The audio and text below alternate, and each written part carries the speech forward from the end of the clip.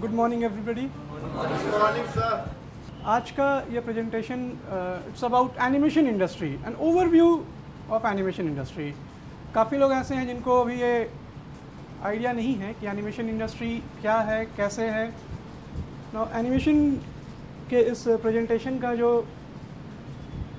Structure है, सबसे पहले मैं आपको बता दूं किस किस टॉपिक्स पे हम लोग देखेंगे।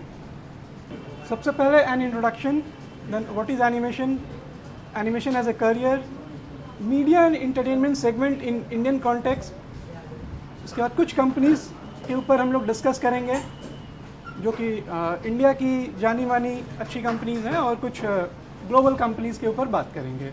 एनिमेशन के इंट्रोडक्शन देने का सबसे अच्छा तरीका क्या हो सकता है? ऑब्वियसली हम कुछ एनिमेशन क्लिप्स को देखते हैं।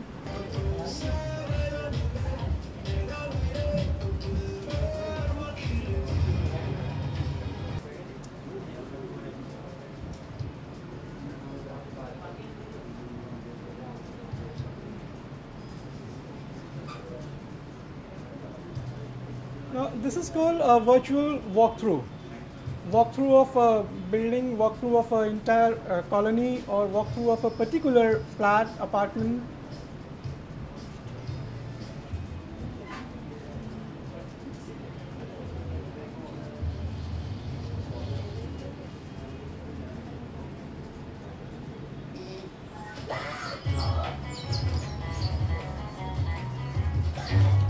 आई थिंक इतना इंट्रोडक्शन काफ़ी है समझने के लिए what animation is all about.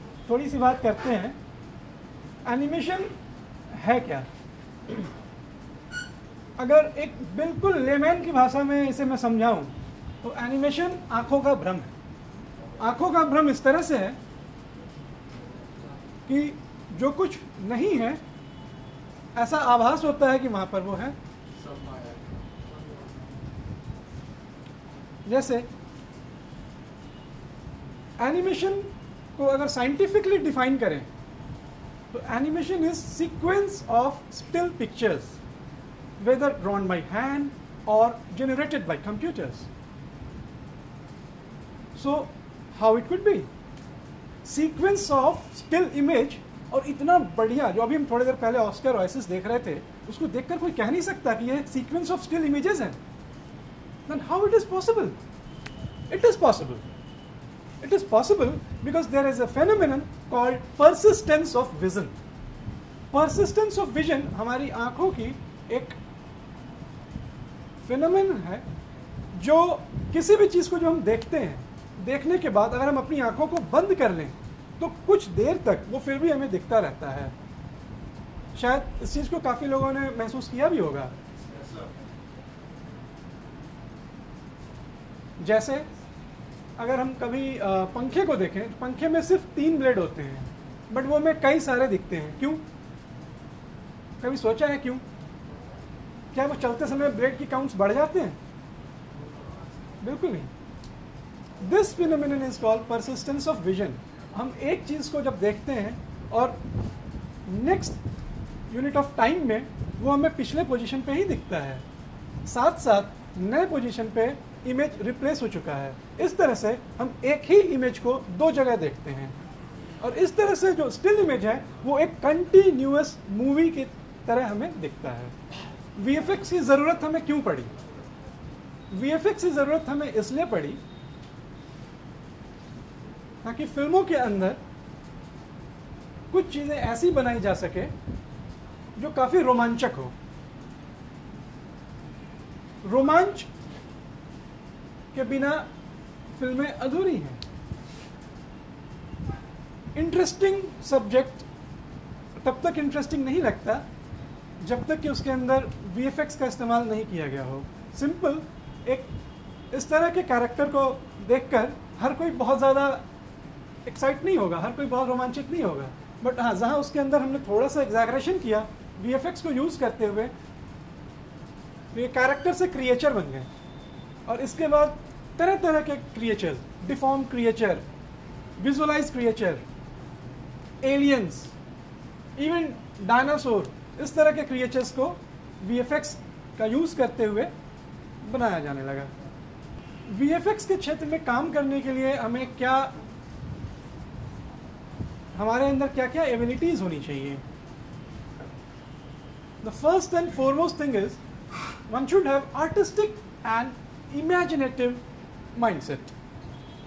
Artistic and imaginative mindset का मतलब है आपका आर्टिस्टिक सेंस कैसा है। आर्टिस्टिक सेंस का मतलब है लुक, हर चीज़ को क्या अच्छा लगेगा देखने में, क्या अच्छा नहीं लगेगा, इसके लिए पढ़ाई ज़रूर है, but artistic sense is like common sense. ये आपके अंदर होना ज़रूरी है, तभी आप एक अच्छा एनिमेटर बन सकते हो। नाउ एस्थेटिक सेंस, कंप्यूटर पे आप टेक्निक सीख सकते हो, टूल सीख सकते हो, लेकिन अपने सेंस को डेवलप नहीं कर सकते हो। सेंस को डेवलप करने के लिए काफ़ी टाइम चाहिए। आप एक टूल, टेक्निक, सॉफ्टवेयर 2 महीने, 3 महीने, 6 महीने में सीख सकते हो, लेकिन अगर हम बात करें एस्थेटिक सेंस की, तो इसको डेवलप करने में इट माइट टेक 10 years और मोर, इवन मोर। अच्छे आर्टिस्ट तुम शायद ही देखते होंगे कि 20 साल 25 साल में कोई बहुत सीनियर आर्टिस्ट तुम्हें दिख रहा है। ज़्यादातर आर्टिस्ट तुम्हें 50 साल 60 साल 70 साल के दिखते हैं। ये सेंस डेवलप करने में टाइम लगता है। सिर्फ आर्ट अगर आता है तो आप एक अच्छा आर्टिस्ट तो बन सकते हो, बट एनिमेटर नहीं बन सकते हो। एनिमेटर बनने के लिए आपका उतना ही रुझान टेक्नोलॉजी में भी होना चाहिए। कंप्यूटर के बेसिक्स आपको आना चाहिए। इन सब के अलावा एक और चीज़ चाहिए जो सबसे ज़्यादा कम पाया जाता है, दैट इज़ पेशेंस। पेशेंस क्यों चाहिए? पेशेंस इसलिए चाहिए कि जब भी आप एनिमेशन का काम करोगे, आपको आउटपुट तुरंत नहीं दिखाई पड़ेगा, थोड़ा सा टाइम लगेगा। थोड़ा सा टाइम कितना? कभी कभी 2 साल 3 साल। Available career option in the field of animation. Now designers are those people who used to sketch the character, sketch the environment, sketch the vehicle, sketch the weapons. उनका काम होता है हर चीज़ का स्केच तैयार करना। जो अपने स्केचिंग में बहुत अच्छे हैं वो एक अच्छा एनिमेशन डिज़ाइनर बन सकते हैं। जो मॉडलर्स होते हैं उनका रोल होता है इन स्केचेस को देखकर ऑब्जेक्ट, कैरेक्टर, एनवायरनमेंट या जो कुछ भी नीड है स्टोरी की, उसको मॉडल करना। मॉडल करना यानी कि जिस तरह से एक स्कल्पचर तैयार होता है, एक मूर्ति बनाई जाती है, बिल्कुल उसी तरह के टूल सेट को यूज़ करते हुए कंप्यूटर के अंदर स्टैटिक मॉडल्स तैयार किए जाते हैं। पहली बार जब ये मॉडल्स तैयार होते हैं तो इनके अंदर कोई मूवमेंट नहीं होता है। नेक्स्ट, रिगर, एनिमेटर, ये वैसे लोग होते हैं जो इन स्टैटिक मॉडल्स के अंदर मूवेबिलिटी डालते हैं। इसके बाद लाइटिंग एंड रेंडरिंग, जहाँ पर इनको इस मूविंग ऑब्जेक्ट्स को रेंडर करके कन्वर्ट कर दिया जाता है एक फिल्म क्लिप में। इसके बाद कंपोजिटर्स ऐसे लोग होते हैं जो अलग अलग जगहों से आए हुए अलग अलग ऑब्जेक्ट्स को, जैसे कैरेक्टर्स बनाने वाले ने कैरेक्टर दे दिया, एनवायरनमेंट बनाने वाले ने एनवायरनमेंट दे दिया, इसी तरह से इफेक्ट्स बनाने वाले ने इफेक्ट्स दे दिए।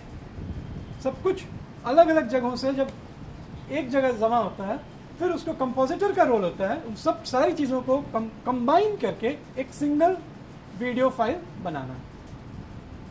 कंपोजिटिंग के बाद फिर वो फाइल चली जाती है एडिटर के पास, जहाँ पर एडिटर उसमें कट्स लगाते हैं। जो इम्पोर्टेंट स्टोरी टेलिंग के लिए जो कुछ भी ज़रूरी क्लिप्स हैं उनको रखते हैं, जो इम्पोर्टेंट नहीं है उनको हटा देते हैं। 4 एरिया जो हमने अभी कैटेगराइज किया था,